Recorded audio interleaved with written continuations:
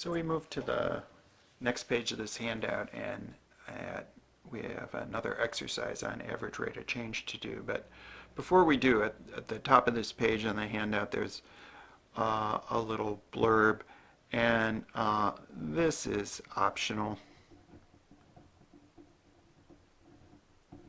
You can skip it if you'd like.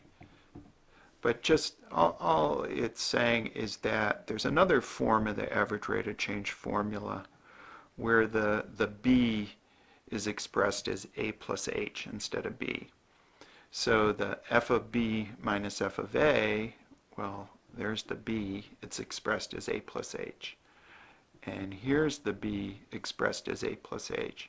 And in that situation, what happens is the numerator gets uglier looking, but the denominator actually simplifies because the a and minus a cancel out and we're just left with h. So this formula on the right is very important in calculus, but we don't need to worry about it right now. Let's go ahead and do exercise 5. This is our last rate of change exercise, and I've copied this onto a separate sheet. So you don't need this special formula for exercise 5. You can use it if you'd like, but you don't need it. So here what we want to do is calculate an average rate of change of this function, g of x equals 1 over x minus 2.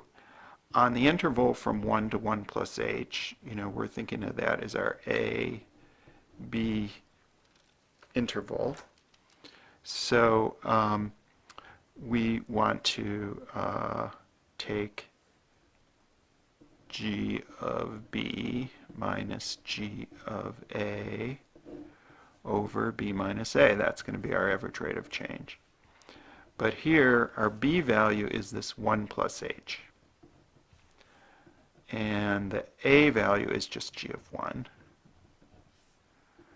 And the b is 1 plus h minus the a is 1.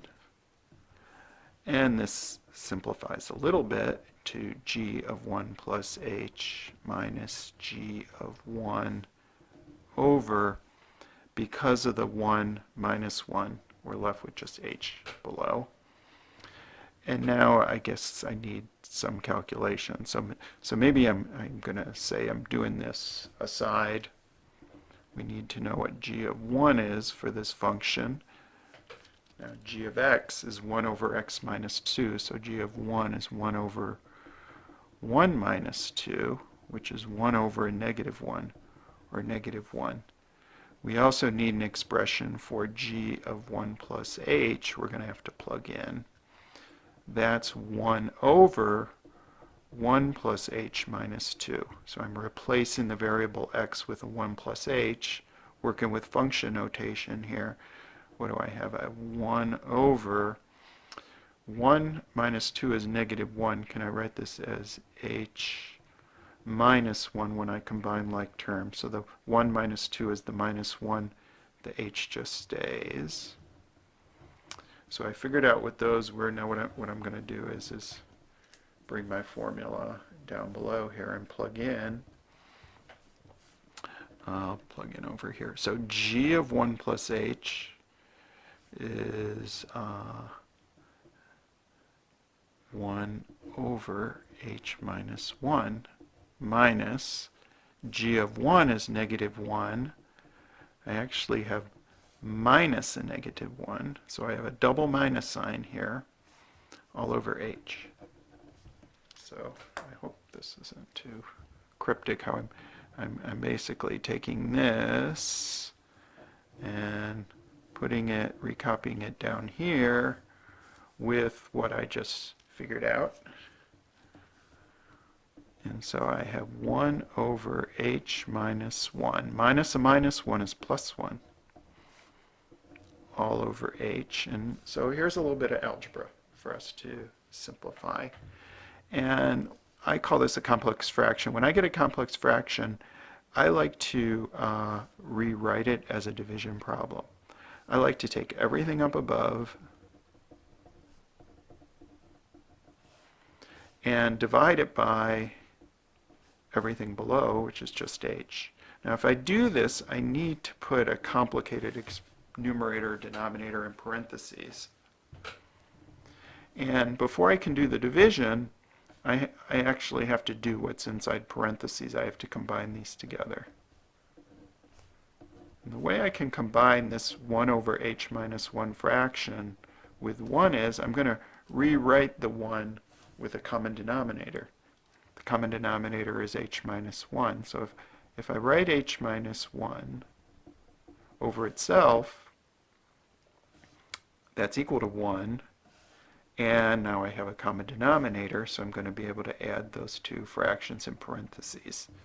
And I'll save my divide by h for a couple minutes from now. So when I add these fractions in parentheses together, I have 1 plus h minus 1 over the common denominator of h minus 1. Because I have a single fraction now, I don't need the parentheses anymore, but I'm still going to have to divide by that h.